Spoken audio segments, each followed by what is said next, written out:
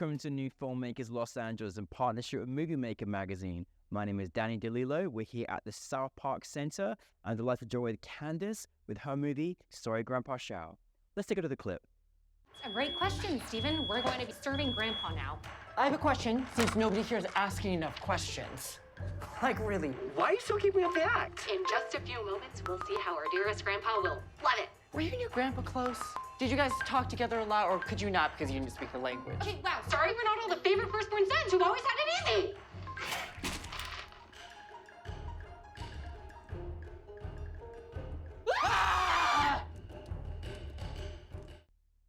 Candace, welcome to the New Filmmakers Los Angeles family. Thank you for having me. Thank you for being here, and thank you so much for your film. And for those that haven't seen it, tell us a very synopsis.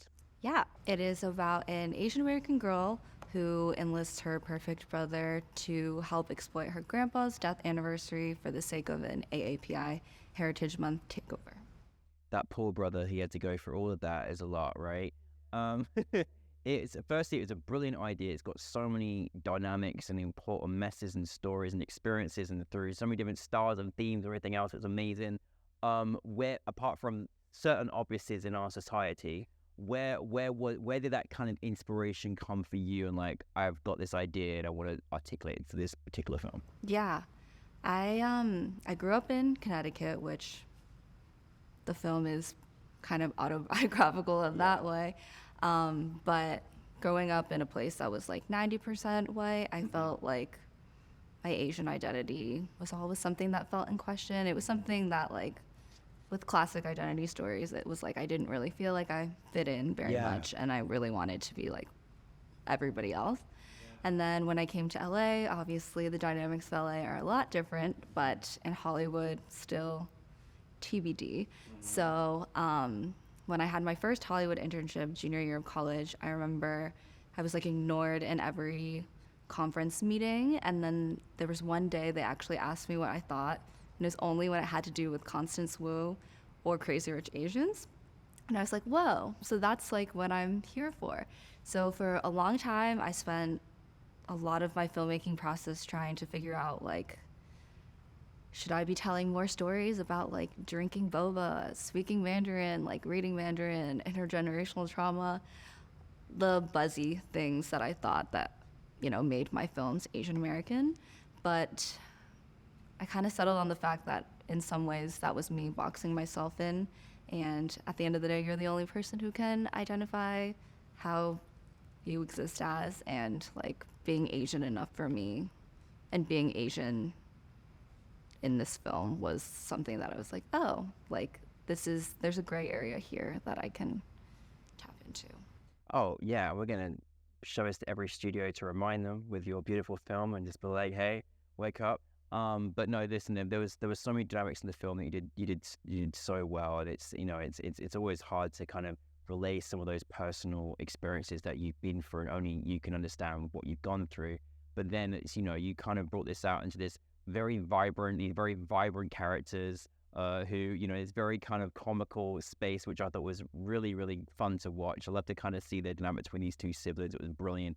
How did you go about like creating this like sibling and shit? Because I just loved you two, the brother and sister. I just thought it was like, oh my god, like it was just so great to see you play together. How was that for you in creating those characters, and then how do you work as a director? Like, how was that kind of process? Yeah, I am a middle child. Oh, you're a middle child, okay. Yeah. Yes. I don't know if that explains a Yeah, lot. But I have an older sister that growing up, she was just always more like tapped into Chinese things than I was. Like she'd listen to K-pop, 2008 before K-pop was big. Her Mandarin was better. She like got a minor in Mandarin, and in many ways I feel like she took a more like traditional route of success and is making six figures and whatnot. So I've always felt like a little compared to her. Yeah. And then my younger brother there's like a separate dynamic with my younger brother in which I feel like being the only son in like a family of all women, there are certain privileges and things that he's afforded, and I kind of combine them two into like one character as Steven, and then Jenny is partially a self-insert. Yeah. Yeah. Well, that's a reminder. Take care of your middle children and families. Goodness me. Don't forget them. Absolutely. No, most definitely. Now I just, again, I mean, I was, it was a really, obviously, dedication to Grandpa, who plays a very important role into the film, although he's not actually there. Apart from, there are some moments when there's some very, let's not give it away, but there's some really beautiful, incredible moments you put in there. What was it like? What was it like filming this particular film? How was that experience, for you? Hopefully nothing got burnt down. Like, I'm just hoping there was a lot of stove issues. It was a VFX fire, which our It was? VFX artist was amazing. Wow. How did you? So okay, when you're making a film like this, how do you explain to the director, like, okay, this is what I need or what I want, and how is that process to capture that? I think a lot of it is like in the people that you hire and the people that you collaborate with. I was really lucky because this film was made through the Rising Voices program. Yes. So I was able to get funding to build out a bigger team than I'm used to having. How does that feel when you get funded? It must feel nice, and you're like, oh my God, I can go and do what I want to do now. Yeah, it feels great because I feel like for so many years I was like, I can pay you like $50 to be on set, and then you're just like, you want to pay your friends and you want to like pay them well, and then not have to wear like 87 hats, even though that's part of the process. Yeah.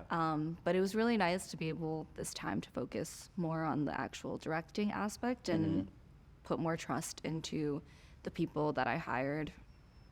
Not that I don't trust the people that I usually hire, but it's like, it was cool to be able to hire people that usually weren't in my circle because of the buzz of the program. And in that way, I felt like there were a lot of my collaborators were able to help elevate what I did. So I would like to say that, like, as a director, I feel very collaborative. It's a lot of conversations ahead of time. I love being friends with the people that I work with. So just spending time and making sure that we are on the same page about what we're doing, so that day of, it doesn't feel as scary when, you're running behind on schedule and you're able to just have a shorthand of, this is what we should continue doing. No, absolutely. And like, what, and the part of the process of being, a director, like, what do you kind of enjoy the most? Like, obviously, working with the actors and everything else, like, what's your kind of process with that? And kind of what do you enjoy the most about being in that role as well? I love working with actors. I feel like the casting process is always so much fun. Like, my cast was amazing. Exactly. So it's always so fun to go through auditions and watch how different people interpret your writing. But I love also rehearsal time. I feel like usually in film, especially when you don't have a lot of resources, you don't end up having as much time to rehearse with them. So I ended up for this one having, I think, only one rehearsal, and I was so happy that the chemistry was just there immediately. The dynamic that they were able to establish was incredible, and I feel like giving people space to play is so important, whether that be in your actors or in your other department heads. Just having room to like bounce ideas off of each other and get like excited and kind of build upon different ideas you have is always the most rewarding, when you're like, this is what I imagined, and they're like, but this is what I imagined, and you're like, that's way better than what I had thought. So you did a really fantastic job with the writing as well, because you really capture with the writing just the world of just how the kind of live experience and how that's treated, and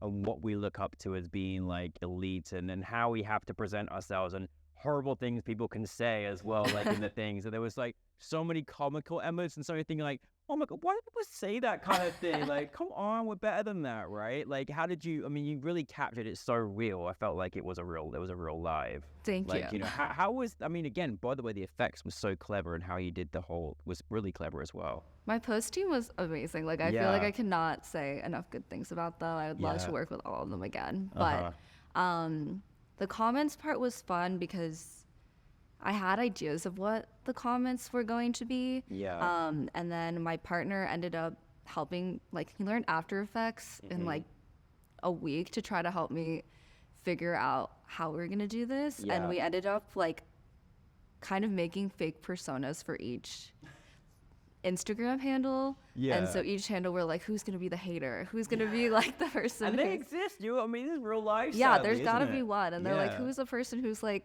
kind of supportive, but Yeah. still like, this is a little What's going weird. on? Yeah. So writing those comments and making them feel real was really important because Yeah. I feel like that really grounds you into Instagram comments. So we all are online so much that when they don't feel real, Yeah. you can tell. So technical question, did you kind of wait to do that in post, or do you do that when you were writing the script?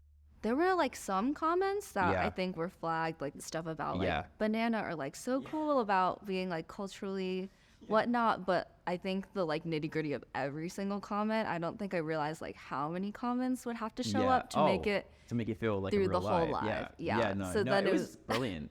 after Yeah. the fact, we were like, oh, there are like 120 comments throughout the whole thing. So we were like typing away. Your film is definitely one of those films that's always fun, I'm sure, to hear the audience reaction. Like, we loved How It last night. What was the experience last night, and like, how was it? Like, I'm sure you always learn a lot from the audience in the room. Like, how was that experience for you? This audience yesterday was amazing. I feel like it's always so nice when you're able to hear what jokes are landing and Yeah. what's not. And this is also my first comedy, so We gotta make more now. I know. I feel like it's so rewarding to hear people laugh. Yeah. All my things before were very, very dramatic. So Yeah. it's been a whole different experience being Yeah. able to witness this with an audience. Also nerve-wracking because sometimes you watch and you're like, is this funny? And then if audiences don't respond, you're like, am I not funny? Yeah. But the audience yesterday was amazing. I think it's been interesting watching it through different screenings, which portions get laughs and which ones don't, and what like the common denominators are. And it can change with audience And too, it can as change with well. audiences, yeah. But it's Yeah. kind of informed how I want to go about writing comedies a little more in the future good. too. So Yeah. it's been a good learning process of like how early to slot in jokes and like Yeah. what types of content gets laughs. Absolutely. I mean, listen, there's this, you know, what I was, you know, it's amazing where I was saying to you last night as well. I was like, you could have gone in a very dramatic route with this as well. You know what I mean? Because there is some very serious, important things in there that's like, very personal and universal to what a lot of people go through if they're in, any marginalized group or, minority group in a particular certain place. And then there's this industry, which is all messed up as well. Like, I'm just curious, what did you want your audience to kind of take and experience from your film? Apart from laughing as well, obviously. For laughing. I feel like I wanted, hopefully, beyond just being kind of abysmal about the state of corporate diversity sometimes. But showing the truth. Yeah. I also hope that to some extent it makes people realize that like their identity is something only they can define. So being like putting yourself in a box, I feel like identity is something that we're always like trying to find, and having stereotypes when you're in a marginalized group, you do feel boxed in by those a lot. So I hope that people find comfort in the fact that you don't have to be like the perfect Asian, or you don't have to be the perfect version of whatever your identity marker is, because there's not one way to be that. Yeah. But your film was perfect, just so you know. Thank you. What's next for you? What's going on next? I'm in the process of developing my first feature, which is always a really rewarding process, and also a process that makes you want to pull your hair out. So it's taking a while. Yeah. But it is a surrealist comedy still dealing with social media. I think the themes I found running through a lot of my films is like being perceived and perception of other people. And I just love social media because I am partially like chronically online. So I feel like it's fun to engage with that in Totally. a filmic way. But it's another sibling dynamic too, but two sisters this time. Ooh. And it's about a petty older sister who ends up cyberbullying her younger sister, who's an influencer, to try to keep her close. Oh my goodness, I love all the siblingness that you've got in your films. I Yeah, love it. middle I love child it. complex. No, but I wasn't even done with these two characters. I thought they were so good. I'm like, if they come back again with the film, they should, because They should make cameos. Yeah, they should. They should keep because they were. I mean, it's always amazing short film when you can make really strong characters. Like, no, I'm not done yet. I need more. So Yeah. cameo it in. Well, Candace, thank you so much for bringing your film to us. Welcome to the New Filmmakers LA family. And just to lastly finish on as a filmmaker, any piece of advice that you can share as a filmmaker that you kind of go by for our filmmaker audience? I sometimes feel like I'm so new to this that I'm like, what advice do I have to share? What have you learned so far? Yeah, I feel like I always, when I was younger, would hate getting the advice of just like, you gotta keep going, even though you're gonna get a lot of no's. And like, it's a lot of no's until you get a lot of yeses. And I was always like, what does that mean? That's like such abstract advice. But I do think like the more that you are able to practice and practice getting no's is just like part of the journeys. And if you just keep, I feel like I've always also gotten the advice to just like keep going, keep trying. Which I also was always like, okay, but what does that mean? When will things happen?